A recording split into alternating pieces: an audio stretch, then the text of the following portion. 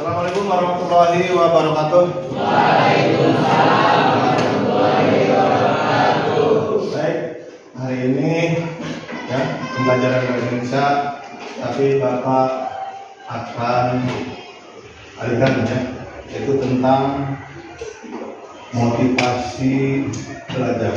Karena banyak di antara kamu yang belajar masih malas, betul? Betul. Cuma kadang malas sekali belajar. Kalau tidak ada tugas tidak belajar. Bapak tahu. Kalau ada tugas atau PR baru belajar. Nah, perhatikan cara belajar yang baik bukan seperti itu, ya. Tapi kamu harus rutin. Contoh, setiap jam 8 malam belajar sampai jam 9, tapi 1 jam. Belajar dengan efektif, artinya dengan baik. Kamu juga harus menyisihkan waktu yang tepat tadi. Tempatnya juga harus hening, karena tidak terpengaruh oleh suara-suara yang lain. Bukan belajar sambil lihat YouTube, belajar sambil lihat TikTok, sambil nonton TV, belajar sambil makan, itu bukan. Itu mah belajar, jadi makan sambil belajar. Kalau ini belajar yang khusus, belajar seperti bagaimana tadi, ya. Cari suasana yang bagus. Ya, ruangannya juga, umpamanya kamu tidak punya ruangan, Pak, ya di mana aja yang seperti. Hindari banyak kerumunan orang. Belajar, konsentrasi. Setelah kamu membaca buku, ya, bukan berarti buku di situ ada apa pinggir kamu dimainkan, tidak. Baca serius begitu, baca, pahami. Setelah dibaca, bukan dihafalkan saja, tetapi dipahami. Baca.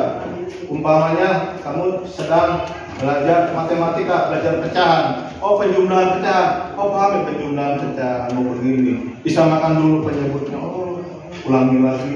Sudah paham. Oh, ini penjumlahan pecahan. Jangan beralih ke yang lain dulu. Ya, itu juga pahami terus. Setelah itu selesai paham, ya nanti besoknya berkesinambungan. Jam 8 kamu belajar lagi.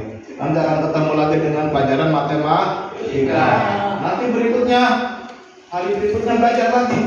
Biarpun tidak ada tuh, ya, belajar aja.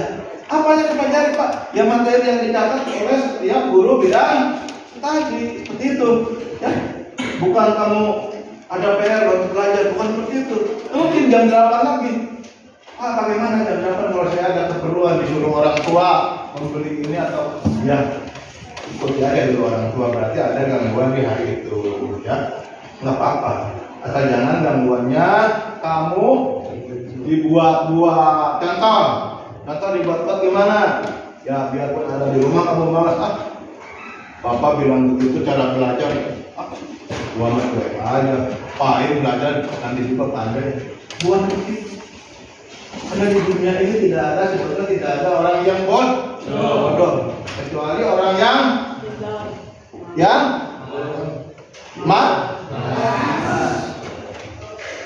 coba, tidak ada orang yang bodoh kecuali orang yang malas. Coba kamu jangan belajar, tahu nggak belajar, coba sekolah, buku kantong ini, pulang nggak belajar, coba kan ini ikut ada kegiatan atau enggak, kayak aja gua nggak belajar, yakin bodoh.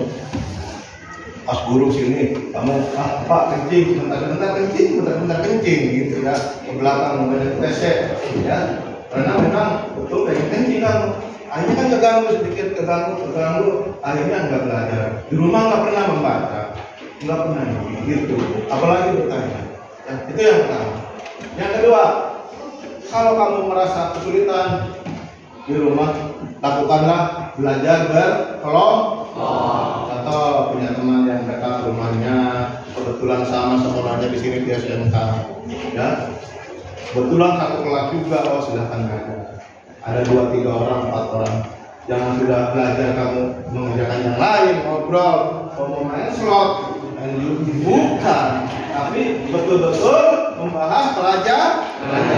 Jangan ngeriung malah ketangguh, Pak, ada kelas 12 kelompok, Pak, kelompok belajar berkelompok, saya belajar 5 orang, Pak. Yang ada apa?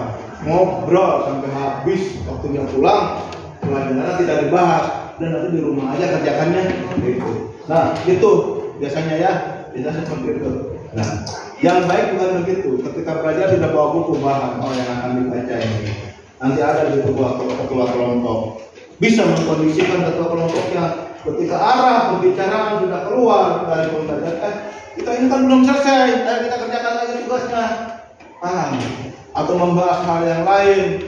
Atau kamu nanti kalau sudah punya YouTube ini itu membuat konten atau kita bahas konten, membuat konten.